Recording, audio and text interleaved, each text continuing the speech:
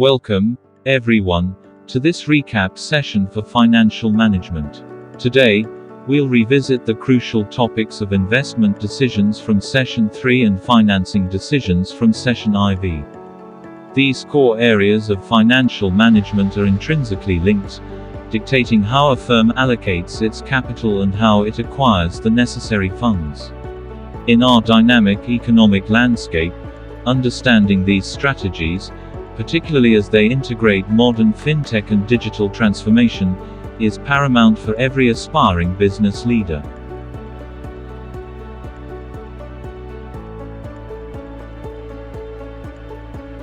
At the heart of financial management lies the fundamental objective of maximizing firm value and, by extension, shareholder wealth. This ultimate goal is directly driven by two primary sets of decisions. Number 1. Investment decisions, which determine where capital is allocated for long-term growth. And following by financing decisions, which dictate how that capital is efficiently raised from various sources. Understanding their interconnected impact is crucial for strategic financial leadership for both aspects, investment and financing decisions. These are not merely operational tasks, but the fundamental pillars upon which a firm's prosperity is built. They are critical because, collectively, they dictate precisely how capital is efficiently raised from various sources, such as equity markets or debt instruments, and, equally important, where that capital is then strategically allocated to projects and assets that promise future growth and competitive advantage. This intricate interplay between sourcing and deploying funds directly impacts a firm's financial health, operational capacity, and, ultimately, drives its overall firm value and shareholder wealth, which remains the primary objective for any financial manager. Understanding their integrated and profound impact is crucial for effective strategic financial leadership.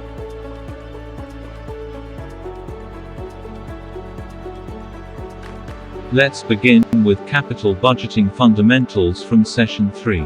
This is the systematic process of evaluating and selecting long-term investments, such as new projects, expansions, or asset acquisitions. The main objective is to maximize firm value by ensuring that selected projects generate returns exceeding their cost of capital. Key analytical methods for this selection include net present value, internal rate of return, and the payback period. The landscape of capital budgeting is continuously evolving. Traditionally, the focus was heavily on tangible assets like property and equipment, primarily evaluated using discounted cash flow analysis for predictable returns. However, with digital transformation, there's a significant shift towards intangible assets such as data, software, and artificial intelligence. This necessitates a greater emphasis on real options analysis, valuing strategic flexibility, and recognizing value derived from network effects and platform ecosystems.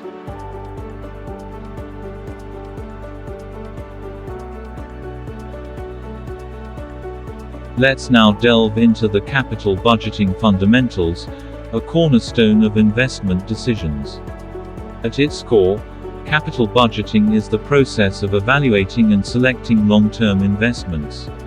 These could be anything from launching a new product line to acquiring a new piece of machinery or expanding into a new market.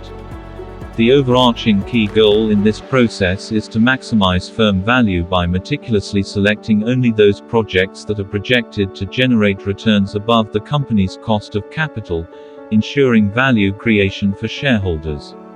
To achieve this, financial managers primarily rely on core evaluation methods such as the net present value (NPV), the internal rate of return (IRR), and the payback period, each offering distinct insights into a project's financial viability.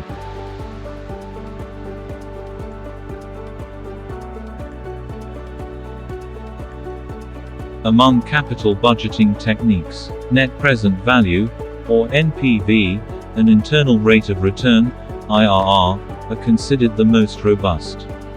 NPV measures the present value of a project's expected cash flows, net of the initial investment. A positive NPV indicates a value-adding project, directly contributing to shareholder wealth. IRR, on the other hand, is the discount rate that makes a project's NPV equal to zero.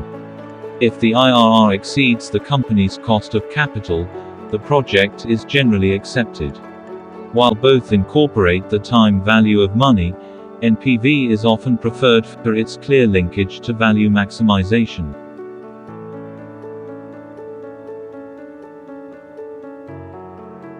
Turning now to the supply side of capital in financing decisions, we examine the various sources of funds available to corporations, noting a significant evolution from established practices to innovative digital approaches. Among traditional sources, equity represents ownership stakes in the company. While it typically involves no fixed contractual payments like interest, issuing new equity leads to dilution, a reduction in the percentage ownership of existing shareholders. In contrast, debt refers to borrowed funds that necessitate contractual repayment, usually with fixed interest payments. A key advantage of debt financing is the tax shield, where interest expenses are deductible for tax purposes, effectively reducing the company's taxable income. Looking into another hand, the digital, or fintech era, has introduced transformative new avenues for fundraising. Crowdfunding allows companies to raise capital, often in small amounts, from a large number of individuals via online platforms, with diverse types ranging from equity and debt to rewards or donations. Peer-to-peer, or P2P lending, facilitates direct lending between parties, bypassing traditional financial intermediaries like banks. Lastly, enhanced venture capital and angel investing leverage artificial intelligence for more efficient deal sourcing, advanced due diligence, and predictive analytics, significantly streamlining the early-stage investment process.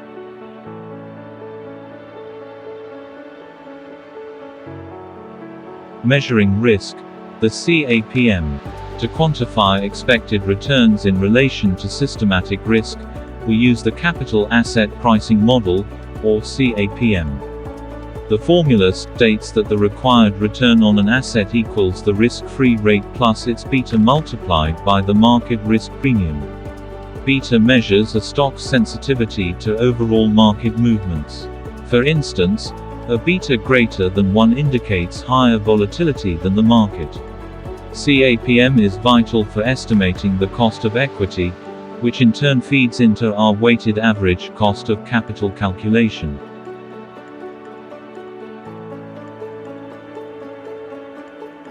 Let me give you in-depth focus over cost of capital and capital structure. At the beginning, the cost of capital is the minimum rate of return a company must earn on a project to maintain its market value. It serves as the hurdle rate for investment decisions. Afterward, the weighted average cost of capital, or WACC, represents the average cost of all the company's capital sources, debt and equity, weighted by their proportion in the capital structure. However, our aim is to achieve an optimal capital structure, which is the specific mix of debt and equity financing that minimizes the WACC, thereby maximizing the overall value of the firm. This involves balancing the benefits of debt, like tax shields, against the costs of financial distress.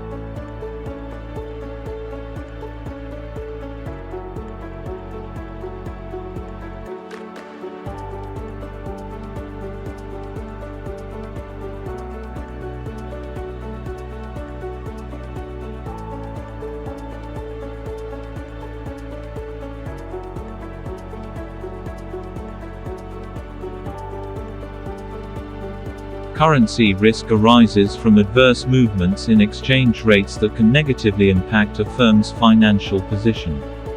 There are primarily three types. Transaction exposure, from specific future foreign currency cash flows. Translation exposure, from consolidating foreign subsidiaries' financial statements, and economic exposure, which reflects the long-term impact of currency shifts on a company's competitive position. In order to mitigate these risks, companies employ hedging strategies, such as forward contracts to lock in future exchange rates, options contracts for flexibility, or money market hedges utilizing international interest rate differentials.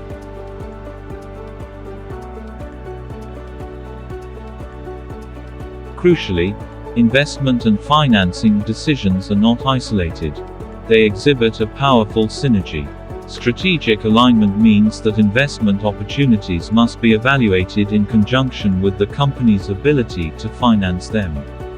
Digital capabilities, powered by fintech tools, are enabling more dynamic capital allocation models, allowing firms to quickly adapt their financing strategies to support new digital ventures and rapidly changing technological landscapes. This integrated approach is essential for fostering a virtuous cycle of growth and sustainable value creation.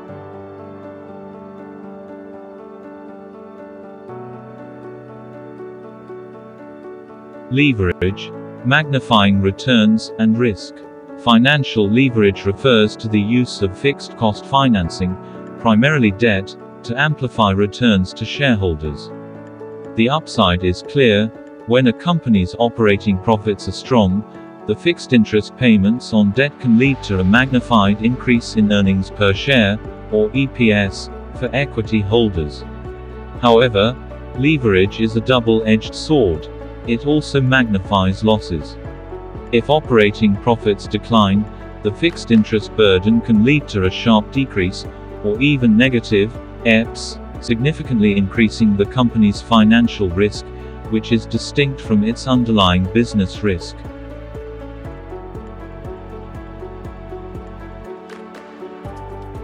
Global financing, opportunities and complexities. In today's interconnected world, companies frequently access global financing markets. This offers several strategic benefits, including potentially lower cost of capital, access to a greater and more diverse pool of available capital, and enhanced global reputation. Key access methods include issuing Eurobonds in international markets, listing shares as American or Global Depository Receipts (ADRs, GDRs), and securing international bank loans. However, global financing also introduces complexities like varying regulations and, significantly, currency risk. Thank you and see you in class for the next session.